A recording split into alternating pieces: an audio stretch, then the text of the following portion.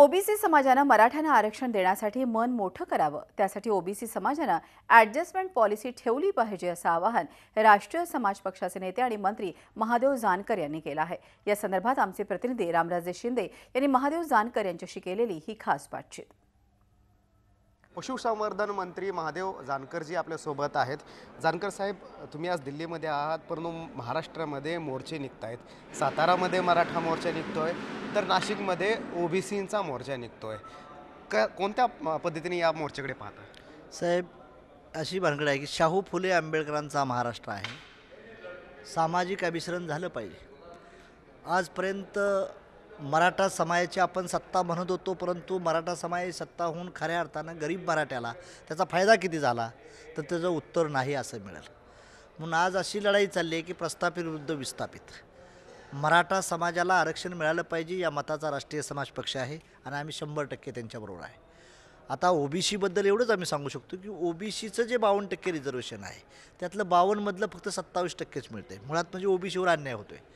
जर आता मराठा समाजाला त्यात घ्यायचं असेल तर ओबीसीच्या आरक्षणाला धक्का न लागता मराठा समाजाला आरक्षण देण्यासाठी प्रयत्न व्हावा, ही देखील भूमिका आहे। कारण मराठा समाजाच्यात ओबीसी आणि मराठा दोन्ही एकत्र झालं तर एक तर पर्सेंटेज ऑफ हे वाढवावं लागेल, पण ते पर्सेंटेज वाढवणं आपल्या हातात नाही। म्हणूनसाठी ओबीसीच्या आरक्षणाला धक्का न लागता मराठ्यांना आरक्षण मिळालं पाहिजे।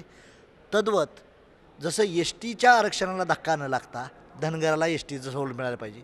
मग त्याचा मध्यमार्ग म्हणून आम्ही हा काढलेला आहे। केंद्र आणि राज्य सरकारनं सांगितलं की त्यात आपण ए बी काय करता येते का, ए आणि बी। ए म्हणजे ओरिजिनल ओबीसी आणि बी मध्ये नवीन टाकणाऱ्या ओबीसी।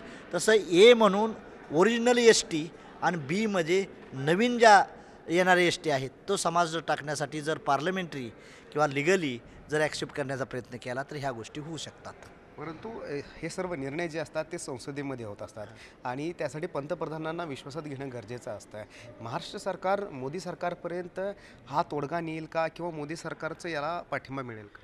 याचं राज्याचे मुख्यमंत्री आदरणीय देवेंद्र फडणवीस साहेब सक्षम आहेत आणि शार्प आहेत आणि माझ्या माहितीप्रमाणे मोदी साहेबाचं आणि त्यांचं नातं जवळचं आहे। राज्याच्या मुख्यमंत्र्यांनी जर विनंती केली तर देशाचे पंतप्रधान देखील सामाजिक जाणीवेचं भान असलेलं नेतृत्व आहे। त्यामुळं सक्सेस व्हायला अडचण येणार नाही, कारण केंद्र आणि राज्य दोन्हीही एकाच विचाराचे सरकार असल्यामुळं ते एका वेळेस सक्सेस होऊ शकते। ओके, धन्यवाद। राजकारणाची नाही तर समाजकारणाची भाषा केली जावी, मात्र ओबीसींनी सुद्धा मराठ्यांना सामावून घ्यायला पाहिजे। ओबीसी कोता मनाचा नाही आहे हे दाखवून देण्याची गरज आहे, असं सुद्धा आता स्पष्ट करण्यात आलेलं आहे। रामराज शिंदे, झी मीडिया, दिल्ली।